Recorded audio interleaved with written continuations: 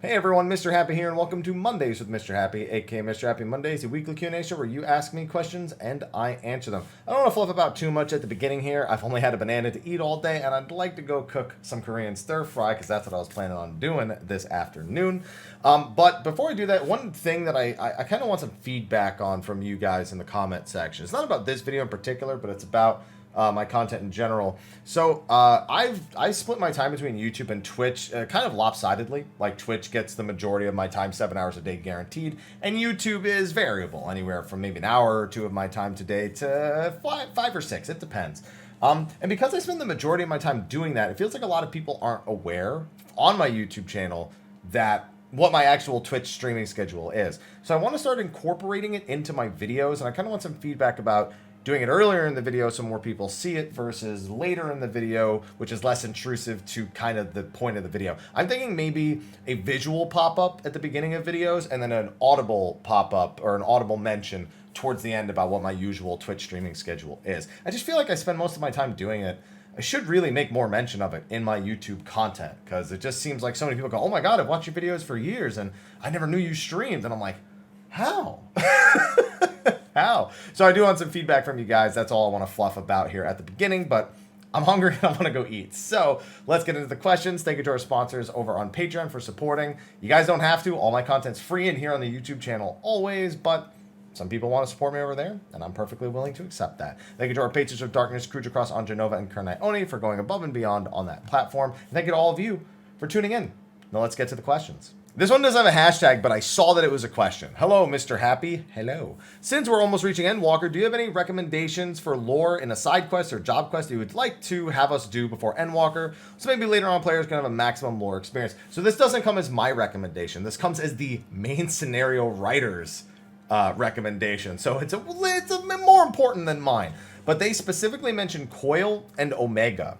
Those are two of the big things they want you to do. Now, whether that's because of the members of the First Brood that are a part of that, Midgardsormr, of course, being the OG, as well as Bahamut being a member of the First Brood as well, or if there's other tidbits there, maybe they're just really big story beats that she wants to make sure. We also did see an Omega-like being in the Benchmark trailers, so maybe they've reverse engineered Omega to some degree, even though he's no longer, I guess, the same machine that he was before. I don't know. There could be any number of reasons. Personally, though, I think all the 8 and 24-man raids are probably a good idea. On top of the optional dungeons inside of Shadowbringers, especially the twinning. I know that that's already kind of like a tale that's been told, and we might not see much of it, but it's so good on the lore, especially if you've done Alexander and Omega before that. So those are going to be all of my recommendations and her recommendations. This is the first one with a hashtag. Hashtag Mr. Happy Mondays. Hey, Haps, out of curiosity, since you're going to play Endwalker all the way without skipping, being that this is the grand finale of the current story arc, have any thoughts about making a reaction compilation? Yes.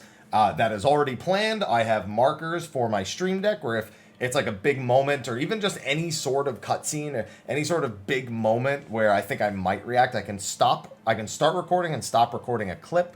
That way I can compile it all much more easily going into the end of that experience. But yeah, there's no way I'm not taking this opportunity like you suggested. So definitely expect that to hit the channel sometime after Endwalker's release.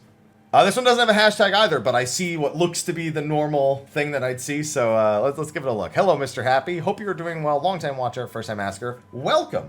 Glad that I didn't skip past it because it didn't have a hashtag. I main machinists and have begun looking into gear to prep for Savage. I've been told machinist simply isn't... I hate when I gotta make another video about this. That it's not viable for Savage content would hurt my team by choosing to play machinist. Is this true? Should I focus on a different job? No job is bad in any content in the game. There's variable degrees of utility, damage output, but there's no bad jobs in Final Fantasy XIV. You are fine to play machinist. You bring the most important thing a range physical brings, the most reliable thing. You bring tactician. One utility you can always rely on. You bring in interrupt whenever it's actually valuable. And the rest of your tools, yeah, you got second wind to heal yourself, nothing fancy. Does Dancer have Curing Waltz, which is great for dealing with raid DPS, as well as raid healing and improv, which is great for those stacked healing moments as well? Absolutely. Does Bard bring a little bit of a damage buff for everybody with that of Battle Voice, with that of their constantly moving songs? Sure. Does it bring Min and the Asuna? Absolutely. Are those things essential for you to do Savage? Absolutely not. Machinist's damage output and its ease of play gives it a massively useful spot inside of Savage as long as you can actually perform on it. Don't let anyone ever tell you your job isn't good, your job isn't viable, your job can't be played, nobody plays your job. Listen to anyone who says that is a fucking idiot. Bottom line. So, if that's your friends telling you that, tell them I told you. Tell them I told you to tell them they're being fucking idiots about it and that they should not be giving job-related advice. This one is quite lengthy, so let's see what it's about. Hashtag Mr. Happy Monday. Salutations, Mr. Happy. Hope you're having a fine day. I sure am. I got purples on E9, 10, and 11 on Black Mage, and I just started playing it this week, so that's been a lot of fun. Cruise Chaser came out. First mount I've ever purchased for myself off the Mog Station. I had to buy that one. And a renewed discussion about the existence of the cash shop. Yeah, of course. This is the same age-old. All the comments I've read regarding one stood out to me. Someone suggesting they remove the cash shop and increase the subscription fee to compensate for its removal. They got me thinking adjustments to inflation aside, which they're already doing right now to sub fee $5 increase may not be bad, but the problem is increase $10 or more. Someone who buys from the cash shop probably just once a year would rather spend $30 on the one-time purchase than an unknown amount slapped on the subscription. Absolutely. The biggest thing about the cash shop is it is a decision you are opting into. There are two different teams who work on the content for the main game itself, as well as, of course, items that are going to be going on the cash shop. I forget, I think Yoshi P has a nickname for the woman behind the cash shop, the Baroness or something of the cash shop, or something along those, something ominous, because even he says he's afraid of her. As opposed to involuntarily having your, basically, if you were to never make the decision to purchase it, to just now have to pay more because they're removing this feature from the game. So I've always been of the opinion, I don't like cash shops. That's my opinion on it. But it depends on how the cash shop is used. When it's used for pay-to-win stuff, I obviously try to steer clear of it. Obviously, I play gotchas, and I have no quarrels with throwing that extra few bucks at a gotcha, but that's because most of them are single player. In PvP games, I don't want to do that. There's gotcha games that also have PvP. That's fine if people enjoy that. A lot of them actually separate gotcha PvP from non-gotcha PvP. But for me, I always just steer clear of spending too much money on games like that. But then when it comes to like Final Fantasy 14s, where it's mounts, minions, whatever, I don't care. It's too much. It's too much energy. It's too much giving a fuck about things that have no impact on my life, like pixels on a screen. It's just I just can't. I'd rather not have it, but it exists. And that's the bottom line. And I bought him out for it, and I can do giveaways. But honestly, as a broadcaster, that's the biggest advantage. Easy giveaways. I've just been giving away Cruise Chaser mounts for the people who don't want to buy it. So I would not like the subscription cost increase in exchange for not having a cash shop. Just people need to understand you can't have everything. Honestly, the alternative was this being a PvP mount. And that wouldn't have probably gotten me to PvP well enough. So it means I actually get them out. I just don't care. I just don't care. It's just such a minuscule impact on my life and the energies that I would have to put into caring about whether or not we have a cash shop. It's energy I could just spend on other things, just doing better things with my time. Hashtag Mr. Happy Mondays. Hey, Happy, first time asker, long time watcher of your content. Welcome. Question: I've been playing 14 since beta, but I just recently decided to dive into Savage with my FC. Most of us are new, thinking I'm going to go Mug or Dragoon. How important is pentamelding or getting the perfect gear for your job before you start? I'm assuming YouTube bugged out and there's supposed to be a read more, but it's not showing. You start doing Savage. So assuming there's nothing else under this that the read more, because there's no read more option for me here, but I'm assuming there's supposed to be because YouTube does this all the time. Honestly, I would upgrade that 510 stuff to 520 and just do the 2 melds because you can't pentameld the 520 stuff. Over pentamelding, especially this late in the tier, pentamelding doesn't matter. Pentamelding matters when you're doing week 1, week 2, really, really early progression into a raid tier. Now, getting 520 and 530 stuff is so readily available. Even if you just did Bojta, you'd be walking away with a full left side 525 and a 535 weapon, which is the equivalent of having beaten the entire tier. You can upgrade the 510 stuff to 520 by spending Poetics on the Reigns and then doing the upgrade with the exchanges. You can get 520 stuff from Yorha. You can buy 520 stuff with your weekly tomes and upgrade it with the Hunt or with the Yorha coins that you can get. It's just, I wouldn't worry about pentamelding. I think it's money and energy better saved for the first raid tier of 6.0 when you can so much more easily just get a few gear upgrades right now that'll give you more health, more consistency, cause you way less headache, all that stuff. Go for the 520 to 530 stuff, however you decide to get it. I think that's your better option. Hashtag Mr. Happy Mondays. Hi, Mr. Happy. Hello. In a recent healer guide, you said that the game encourages healers to do damage and duties instance content. So why don't you explain your thoughts on how the game shows healers that they should be doing damage and duties? I'm asking, as Yoshi P has said multiple times, they don't expect healers to DPS in order to clear duty content. So the game... So I guess the term encouraging, it can take multiple facets. So for one, I'll take a look at a more direct method. NPCs who are healers throw out damaging spells. They're programmed to do so. They're programmed to help you at some degree, whether it be your trusts, your squadrons, or even just NPCs that are playing healer roles. It's not so much a direct telling that you should be doing it, but it showcases that even the devs have hard programmed in DPS coming from healers in NPCs. It's kind of an arbitrary bit of proof. I wouldn't actually consider it all too deeply, but it's there, and it does exist.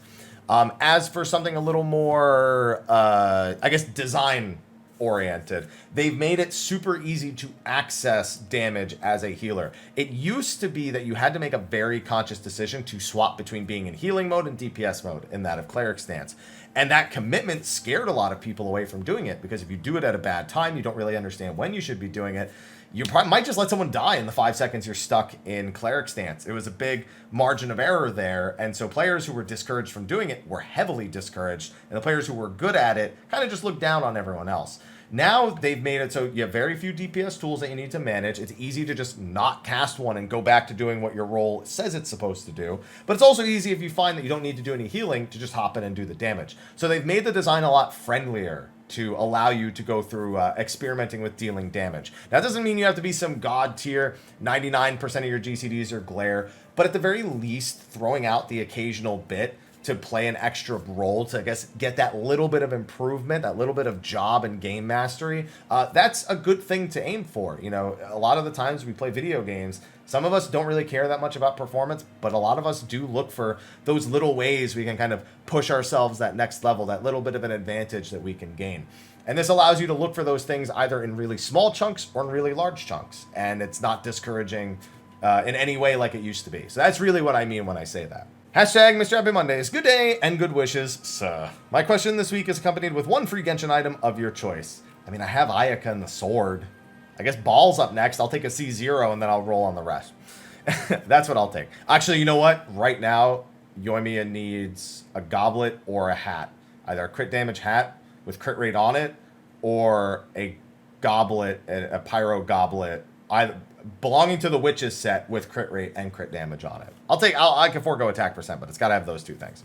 Anyway, now that they've introduced the seasonal event repeat function, starting with the 15 collab, you beat me to it. Do you think it's a sign we might not see many more seasonal events past 6.0? No.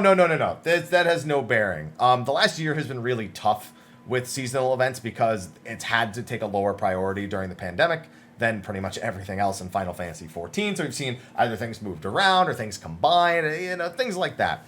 But it's no sign that they're going to do less of them. The seasonal, the ability to repeat them is out of a request because sometimes we either get collaborations or seasonal events that are not repeatable, but people really enjoy doing them. A short little mini game or something that they're asking you to do, but then you never have the ability to do it again. It's essentially just adding a new game plus for the seasonal event while the seasonal event is around, in case you really enjoy doing it that much.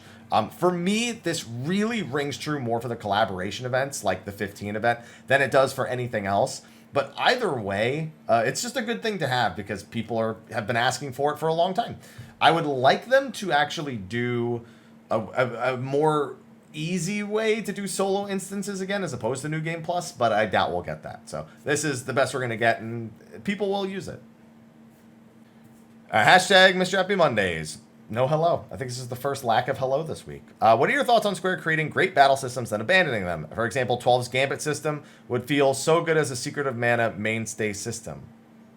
It's a weird way to combine this. It was made for that series. Wanted your thoughts. Also, oh no, you just did the hello at the end. You edited it in afterwards. Okay. All right, you get the pass.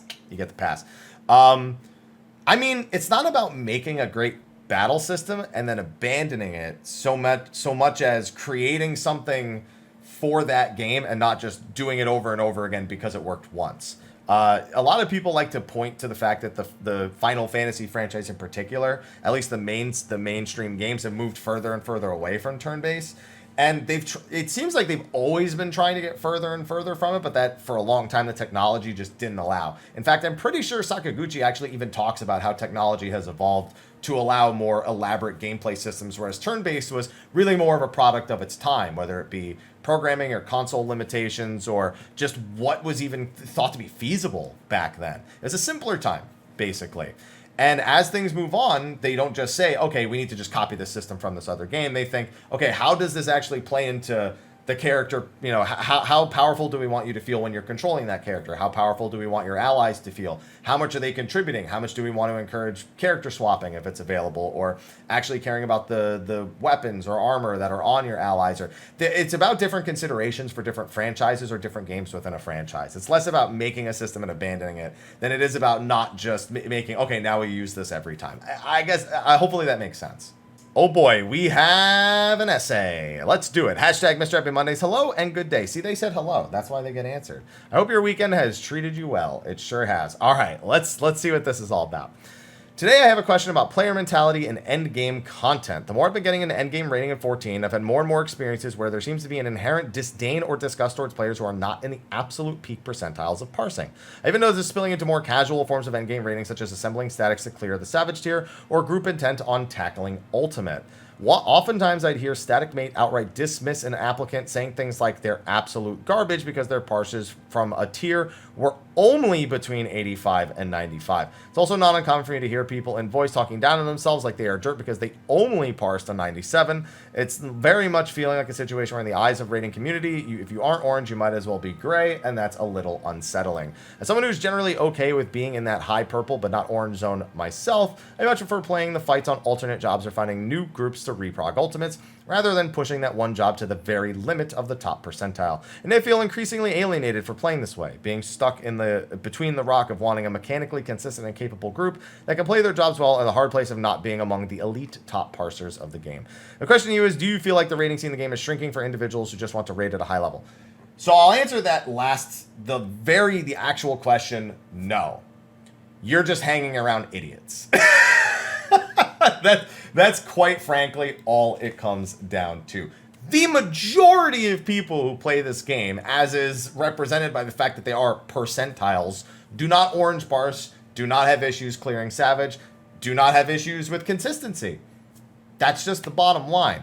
You're just playing with idiots. This is so far from the majority of people who are actually raiders in this game that it is unbelievable. I oftentimes find the people who say these things are the worst people to prog with, because they only know one thing. They have one major skill set. It's not always true, but on average, I find it to be true. They have a major skill set, and that is hitting their buttons. It is not analyzing a fight. It's not coming up with strategies. It's not consistency when they haven't practiced it a billion times over. They're usually willing to wipe on deaths a lot more easily than other people. There's a lot of habitual things that come from people who obsess over things like this, as opposed to just using it as a measure of, oh man, I did really well on that fight. Oh wow, I didn't think I did that well. Man, my crit RNG. I've played with people like that who get oranges, who get high purples, who get golds, who do not obsess over it.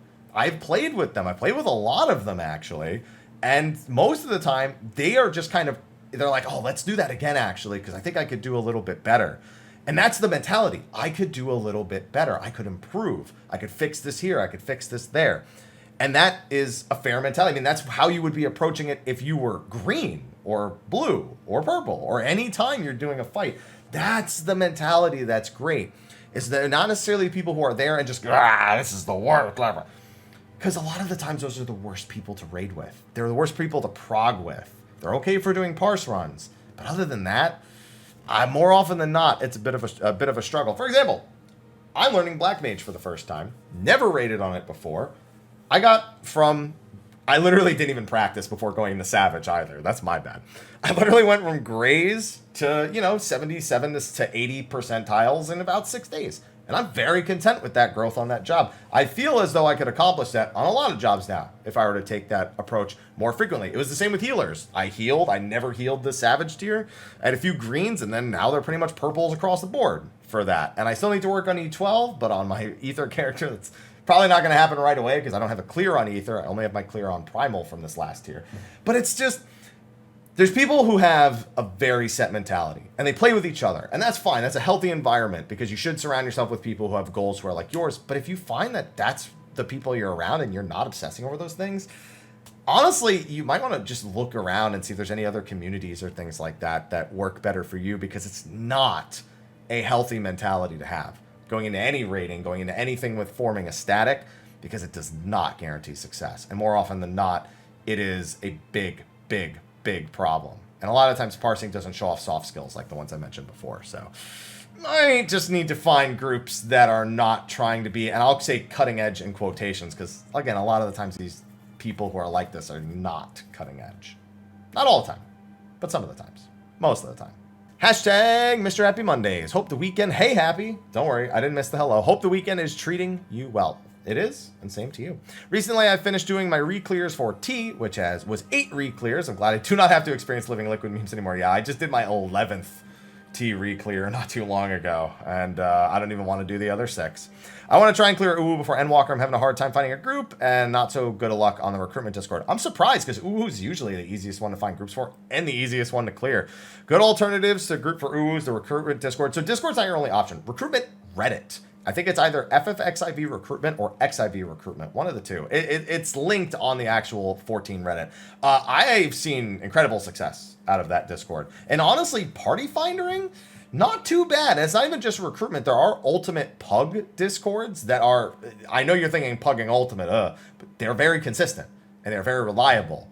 I don't know the names of all the different ones because they're different per data center, but try to find your data center's ultimate, specifically ultimate pugging or recruitment Discord, if that's not the one you're referring to right now. But also, again, recruitment Reddit or even the Party Finder. They've all become more reliable tools for pugging ultimate, especially the easiest one in that of Uwu.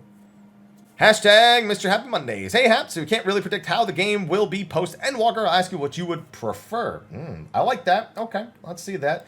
Would you rather have jobs upgrade again with all new core abilities and play styles for working the entire job, or would you rather have some jobs able to switch roles similar to specs? Neither. So the first one is a blight.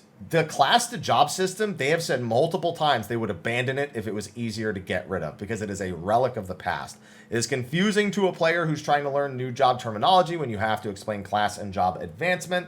You're talking about Paladin, they're like, I can't start the game as Paladin. Well, you have to get to Gladiator and do a quest every 5 levels until you get to Paladin at level 30. Oh, does that mean I have to start from level 1? Well, no, Paladin is actually just a job stone that's equipped to Gladiator until you'll level them at the same time. Oh, well, what about Scholar and Summoner since they share them? Well, they actually level at the same time, but you got to do 2 different job quests in order to actually progress their individual stories and learn their new skills. So you have 2 sets of job quests to do for the part.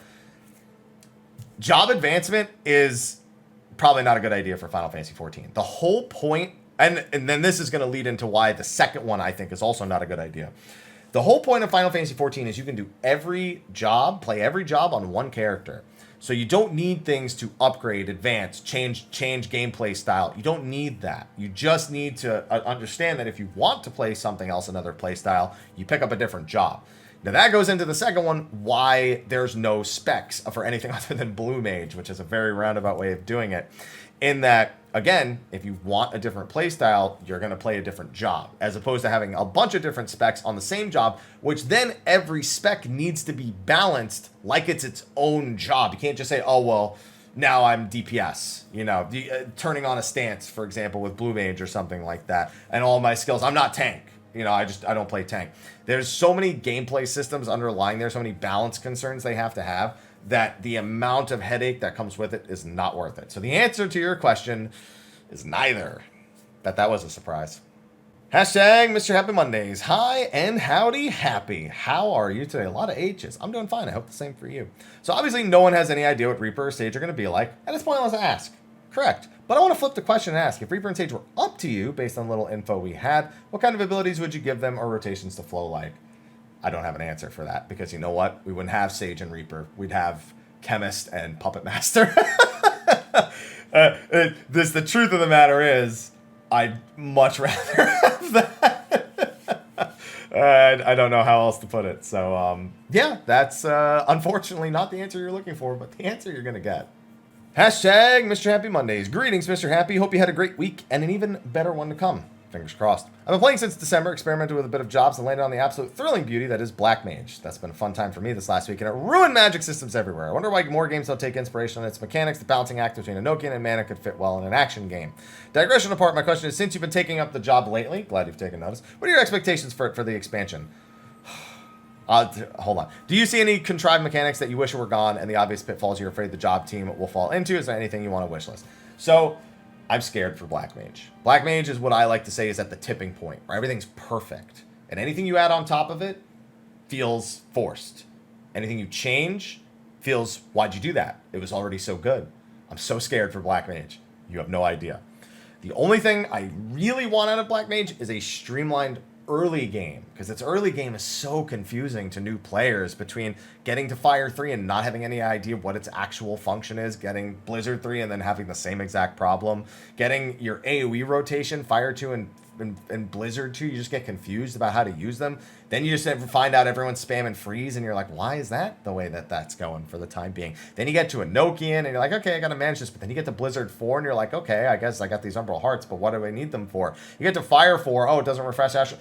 It's so confusing. And then when you finally get to 80 and then you sink back down to things, it's the most nightmarish experience of any job in the game.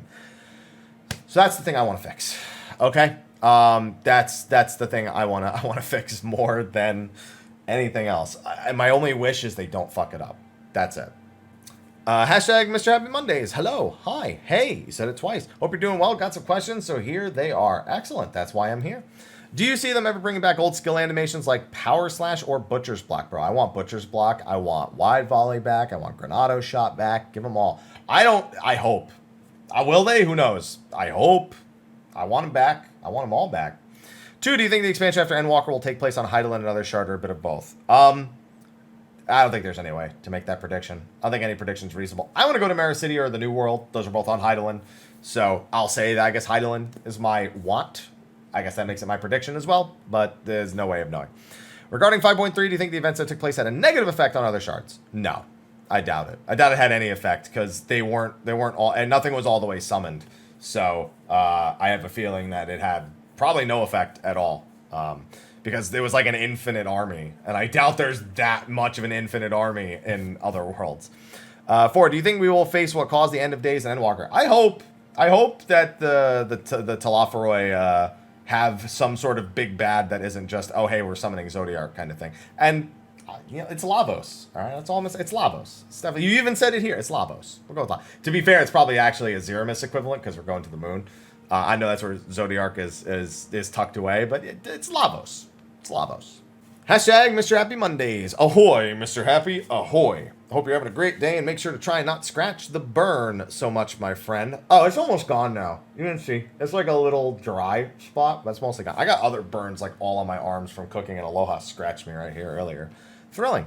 Recently got my girlfriend into 14, and she has become brilliant at healing and many of the DPS classes. She wants to do Savage. I was wondering if you could give a few tips as to how to get gear ready. So this kind of goes back to the other thing. Buy the item level 510 pieces, upgrade them to 520, and then if you want any other 520 to 530 pieces, you have Yorha, Tomestones, upgrade materials, Bosja, the resistance weapon, all of those things. It's super easy. It shouldn't take... If you go the crafting route, you're pretty much full like I-510 and then maybe even I-520 in like 20 minutes. And then that's all you need. That's more than you need for the whole tier, especially with Echo. So that's it. Hashtag Mr. Happy Mondays. Hi, Haps. Hope you're doing well. Hope the same for you. My question for you about jobs below, a bit of a preamble to start. As we all know, all jobs get touched up going into new expansion. Some get reworked, some get small changes. Some jobs, most common example being usually given Dragoon, are in a bit of a sweet spot regarding the systems and overall feel. I mentioned this with Black Mage earlier as well. Obviously, the dev team can do whatever they want, but you yourself and others have said that these jobs can't change much without one of the job's major mechanics or system being changed significantly. Going back to Dragoon, the most common request is Disembowel being refreshing AoE combos, not some major changes like Blood, Life, or Eyes. Do you think they'll wait until people complain these jobs are getting stale, or they'll be proactive with some kind of rework? So they've already made mention of some jobs being at a boiling point where they literally have to come up with some more creative solution to keep pushing them to the next step. They seem very aware of these kind of things. But I do think that it's a case of sometimes they'll get it early, sometimes they won't. Sometimes they'll need the feedback. I think a great example was 5.1's ninja changes, and then even 5.2, some of the summoner changes, and then Samurai with meditation. Some of it is absolutely feedback driven because they don't see it as a major problem, but the way the players approach the game and the way that play styles kind of spread makes it a machine they can never fully be prepared for. So I think that while there are times, like potentially with Dragoon or Black Mage or Summoner, we'll see which one of them ends up getting it, where they can be a lot more proactive, a lot more proactive about these kind of ways of approaching job changes. It's not always going to be the case. So I think we'll have a job that gets reworked, one or two that gets reworked going into Endwalker, another one that gets reworked going into point one, and then probably much like Monk, another one somewhere later down the line that comes from feedback after they've tried to make changes to what's already there. So I don't think that the answer is linear. So that's kind of my more broader analysis of it. Hashtag Mr. Happy Mondays. Lolly ho, Mr. Happy. Hope your week is going well and everyone is staying safe. I got 2 questions for this week if you have the time. What other MMOs have you played in the past besides 11 and 14? I got started with the original Ultima Online. I played Dark Age of Camelot. Mostly a lot of Korean free-to-play, Silk Road Online, Hero Online, Granado Espada was like a buy-to-play that I played like right before. I met my girlfriend in, what's it called? What was the sequel? It was Ragnarok Online 2. That was a fucking shit heap of a game. I played MapleStory 2 when it came out. I had another girlfriend years ago who tried to get me to play MapleStory 1. I played World of Warcraft for many years. I did raiding in Burning Crusade and Wrath of Lich King and very early in Cataclysm before I put it down for good. And I'm sure there's a bunch that I can't even remember the names of, like Fliff. I'm sure I had a friend who got me into that. I've tried things like in recent years, like Bless. I won't touch Unleashed. I've heard it's better, but I'm not touching it. And then like Solo. It's like there's all sorts of things. Like I've tried on and off. I've done some sponsor streams for some random like free-to-play Korean MMOs before. I played Blade and Soul as well. What was that? Revelation? That game that died like instantly. Oh yeah, I've played a lot. Most of them not too great. Some of them pretty good. Guild Wars 2, Elder Scrolls Online. I've been through the ringer. All right. 2, any weapon types you'd like to see added to 14? I'm a punchy boy from the get-go. So for me, it's quite frankly, as long as fist weapons are in a game, I feel okay. My biggest disappointment for Monster Hunter World is that there's no fucking fist weapons. So sometimes when they add stuff that emulates a fist weapon, like there's a sword and shield build that feels like you're just a monk that I have in Monster Hunter Rise. That works really, really well for me. But for me, yeah, that's it. That's the one I like most, and that's the one that I would want, and it's already there. Hashtag Mondays with Mr. Happy. Hey, Haps, hope you are doing well. Long-time watcher, first-time asker. Not a first-time asker, but if you're ever in San Antonio, I'm buying the first round. Well, that ain't going to happen anytime soon, let me tell you. I'm still uber responsible. So what has driven you to playing Black Mage lately? I know you're a monk player, even though you didn't main at this expansion. Seems like an odd choice. So very simple. My group that I did my T reprog with, when I got my clears 8 through 11, I suppose. After we cleared T for the 4th time, so we have 11 clears total, they asked what we want to do next. And I said, UCOB on alt jobs, I'll play Black Mage, smile, as a joke. And now I'm playing Black Mage for Ultimate, for UCOB. And I've got like a couple of weeks to learn how to play the job, because I've literally never raided on it before this expansion. And that's where I'm at right now. That's it. I've always kind of wanted to try Black Mage. Every time I watch Sphia play Black Mage, I'm like, oh, dude, this is going to be a lot of fun. I'm going to play it. I fucking play it for 5 minutes, and I'm like, I am so bad. I feel worse about myself as a person, and I can't stand it. And then the second part here, you ask about the job changing after Shadowbringers, and I've kind of already answered that this video. All right, so this recording actually is going quite long, but I don't have too many questions left, so I'm going to lightning round the remaining ones. Bunch of comments about Final Fantasy IX and my opinion on it last week. That's perfectly fine. I didn't say people can't like it. I said I don't like it. Let's see. There's a few about Blue Ultimate. It's just a few comments on last week's question or on the burnt lip. Somebody asked this question, they said that got ignored. I'm a casual that's crawling my way I don't remember reading this question. Casual crawling my way through Bozja. I know it's recommended to play through Omega for Endwalker. The question is, am I going to have a bad time if I use the Duty Finder for normal race? I did answer this. No, I do remember this. I answered this the other week. So maybe you just turned the video off before you heard my answer? Because I definitely answered this. a few weeks ago. But yeah, no, normal raids are a joke. They're all meant to be duty findered. So no, that's the recommended way of doing normal raids. So you'll be absolutely fine doing that, except Coil. But Coil you could just do unsynced. So you could just either solo it yourself unsynced, or if you find that you're struggling with an encounter unsynced, just throw it in the party finder real quick and just say quick unsynced for first time clear and story or something like that. No, that's super easy. That doesn't matter if you have no raiding experience at all. If you've beaten a dungeon, you can beat a normal mode raid. And considering, you've played as much as you have, then yeah, you should be fine. There was somebody about job quest lines or making more content that's job specific. I guess I don't really ever think about that, because like Heaven on High and Palace of the Dead, every job is, trust me, its own experience for going through those. So quite frankly, if you haven't done that yet, I would try soloing Palace of the Dead or Heaven on High as whatever your preferred job is. Every job has beaten it, but some jobs have a way harder time or way easier time than other ones. So other than that, no, I never really think of anything that's a job specific content, because I don't know. I just always think about it, trying to get as many people or everyone to be able to participate in all the same content without having to level a specific job. So for me, it's kind of counterintuitive to my way of approaching what I'd like to see in the game for content in the first place. Someone's asking me about overworld areas, like what I predict all of like the final area that they haven't revealed yet in the media, the press stuff, I guess. I almost said media tour. In the fan fest. That's what it is. The fan fest, the live letters, all that stuff. I don't have a prediction. I don't think there's any reasonable way to. It did mention that the moon that the moon had like depths to it. Maybe the moon depths are their own zone. I mean, it would make sense given Final Fantasy IV. There is the actual overworld of the moon, and then there is the depths of the moon.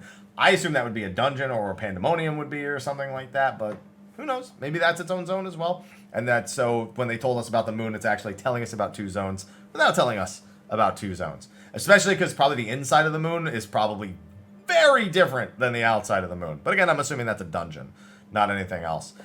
What else was there?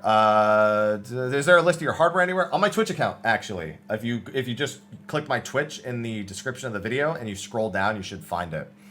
Let's see. There was a quality of life change about the party finder list not going back to just being all DPS when somebody leaves. Yeah, that would be a nice quality of life, and I hope they fix it. What was another one? There's somebody asking me about a third-party tool. Honestly, I don't want to talk too much about it. I'm letting you know now in this video that I removed it. There's a third-party tool that does some things that I'll just say I don't agree with them. I don't think that these type of tools should be allowed. And if anyone being banned for that tool is banned for it, I wouldn't feel bad for them. But there are people trying to use it in fair ways, but it's also just as capable of being an absolute cheat fest. And I think it rides the line too close for it to be something as, I guess, forgiving as ACT, which most people just use for numbers. I don't personally like triggers, but I don't think they're that intrusive in the grand scope of things. I just hate when people die to a mechanic and the reason is not that I went over here. It's my ACT didn't tell me it was happening. I was like, then fucking learn to pay attention, for the love of God. That pisses me off more than anything, is when people blame triggers and triggers not going off for failing a boss mechanic. I'm like, then fucking learn how to play the game instead of doing that. God damn. That's always how it feels. Anything else here? There's someone asking me about the dragons from the trailer. Vritra, I'm assuming. We had artwork of them years and years ago, but we've never met Vritra, and we also haven't met Azdaja. So now we'll be meeting Vritra, the youngest of the brood, apparently, according to a little blurb they did during the last FanFest. And, who knows where we'll meet Azdaja, the last of the remaining first brood that we haven't met. And then this is the second part of their question. I actually answered in another question here. So I guess I'll leave that. They ask about who I think the final boss of Endwalker will be. And I made the whole Lavos comments earlier. What else? There's the Reaper and Sage question. I hope there's somebody who said with the influx of money that Square Enix will add more ultimates. It's not money that stops them from doing things like more ultimates. It's staffing, it's scheduling, time constraints, QA process. It's not money. You don't just have more money and you're able to do more things. They still are very, very strict about their hiring process and making sure that qualified people are doing this. Then they don't just hire somebody to do Ultimate. They get one of their resident veteran devs to do it, and they are not only ever working on that one thing. And then again, they still need to make sure the QA. Now, they did say that they would be shoring up their QA process so that it's less of a problem. Things like the pandemic where they literally couldn't get those people to QA the fight because they're not people who are a part of a set Ultimate QA team. They all have other responsibilities. That they said they want to reapproach the way that they develop it. And honestly, their development as a whole, they said that it made them really look at how they've done it and what they really want to change. But yeah, no more than 2. I would expect no more than 2 Ultimates in 6.x. I don't expect 1. I expect 2, but I definitely would not expect 3. And again, it has nothing to do with money. And is that the last one? Yeah, I read all the ones that were super long. Seasonal event repeat. The ones I played since the 14 beta. This was the Cruise Chaser one. More people commenting on stuff from last week. The Machinist comment where I told them that their friends were idiots. And yeah, there's a bunch of people commenting about my opinion on Final Fantasy 9. Someone said they want to ask me about Final Fantasy 2. My Pixel Remaster review actually covers my thoughts on Final Fantasy 2 fairly well. So maybe just check that out. Check that video out, the Pixel Remaster review. But that's going to be a wrap for this week's Q&A. If you have a question for next week's Q&A, put it in the comment section below. Hashtag or otherwise, I'll normally find it, but the hashtag definitely helps identify it over other comments. So if you can, try to use that. But otherwise, that's going to be a wrap for this week's episode of Mondays with Mr. Happy. Be on the lookout for some fun videos coming this week. I won't tell you what they are, but they're going to be fun. I hope. Maybe. Anyway, I'm going to go cook. I'll see you guys in the next one. And until then, take care.